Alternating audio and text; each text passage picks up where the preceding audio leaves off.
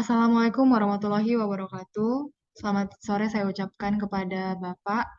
Pada sore hari ini saya akan menjelaskan perbedaan pendekatan kuantitatif dan kualitatif. Sebelumnya izinkan saya memperkenalkan diri. Saya Taruni Madya, Politeknik Imigrasi, nama asli Miranda Hutauruk, NRT 2019-17992.02.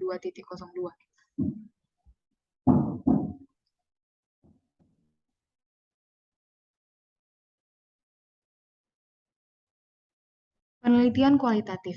Penelitian kualitatif merupakan metode-metode untuk mengeksplorasi dan memahami makna yang oleh sejumlah individu atau sekelompok orang dianggap berasal dari sosial ataupun kemanusiaan. Proses penelitian kualitatif ini melibatkan yang pertama, mengajukan pertanyaan-pertanyaan dan prosedur-prosedur. Yang kedua, mengumpulkan data yang spesifik dari para partisipan, menganalisis data secara induktif, mulai dari tema khusus ke tema yang umum, dan yang terakhir, menafsirkan makna data. Laporan akhir untuk hasil penelitian ini adalah memiliki struktur atau kerangka yang lebih fleksibel.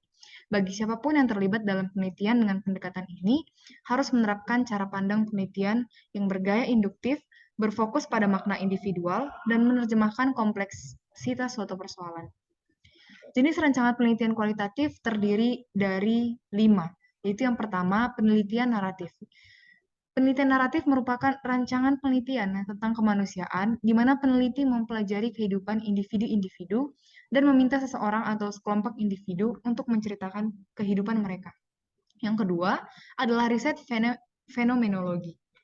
Riset ini merupakan rancangan penelitian yang berasal dari filsafat dan psikologi, di mana peneliti mendeskripsikan pengalaman kehidupan manusia tentang suatu fenomena tertentu, seperti yang dijelaskan oleh para partisipan lainnya. Kemudian yang ketiga adalah grounded theory. Grounded theory ini merupakan rancangan penelitian dari sosiologi yang di dalamnya peneliti memperoleh teori umum dan abstrak dari suatu proses, aksi ataupun interaksi tertentu yang berasal dari pandangan-pandangan partisipan.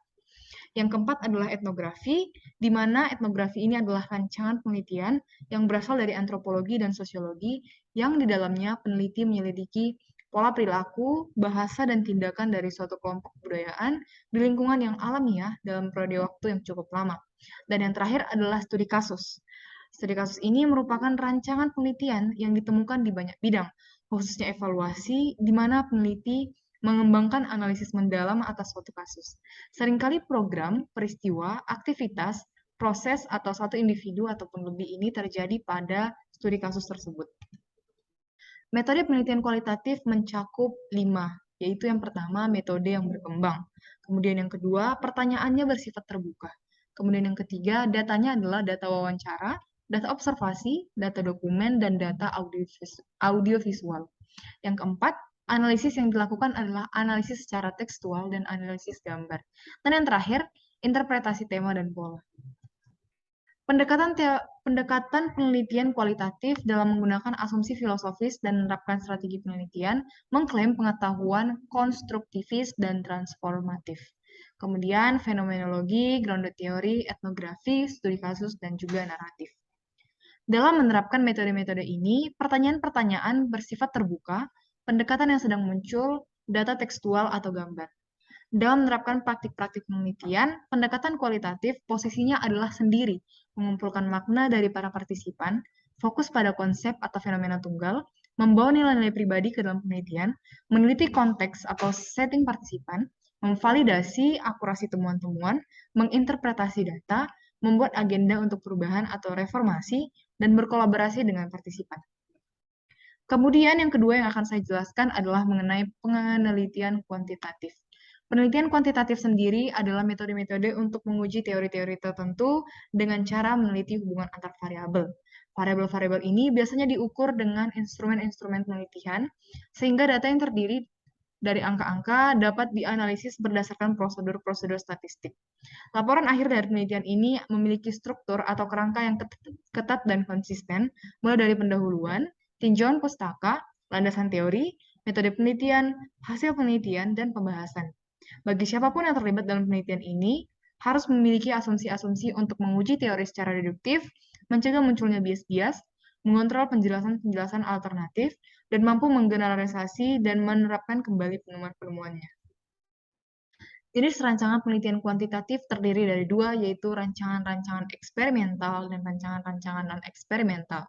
Rancangan eksperimental berusaha menentukan apakah suatu treatment mempengaruhi hasil dari sebuah penelitian.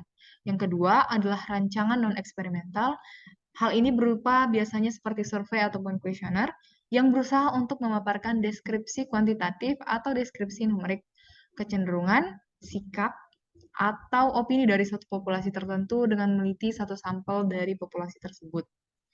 Metode penelitian kuantitatif ini bersifat predetermined, pertanyaan berbasis instrumen, datanya adalah berupa data kinerja, data sikap, data observasi, dan data sensus.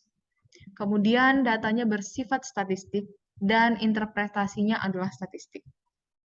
Pendekatan kuantitatif dalam menggunakan asumsi filosofis dan menerapkan strategi penelitian mengklaim pengetahuan post-positifis, survei dan eksperimen-eksperimen. Dalam menerapkan metode-metode ini, pertanyaan-pertanyaan sifatnya adalah tertutup. Pendekatan yang ditentukan adalah yang sebelumnya, data numerik.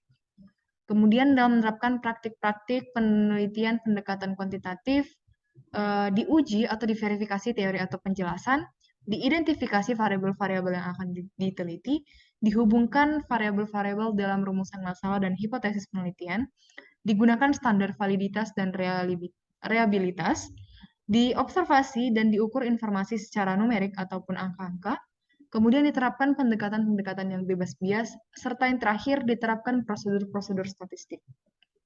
Kesimpulan daripada presentasi saya pada sore hari ini adalah rancangan penelitian dipilih berdasarkan pandangan dunia ataupun asumsi-asumsi tentang suatu penelitian, rancangan khusus penelitian, dan metode penelitian.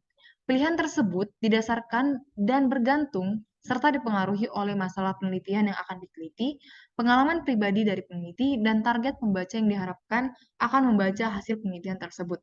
Sekian presentasi yang bisa saya sampaikan. Jika ada salah satu dua kata, saya memohon maaf. Saya Asri Miranda Hutauruk pamit undur diri. Wassalamualaikum warahmatullahi wabarakatuh. Selamat sore, Bapak.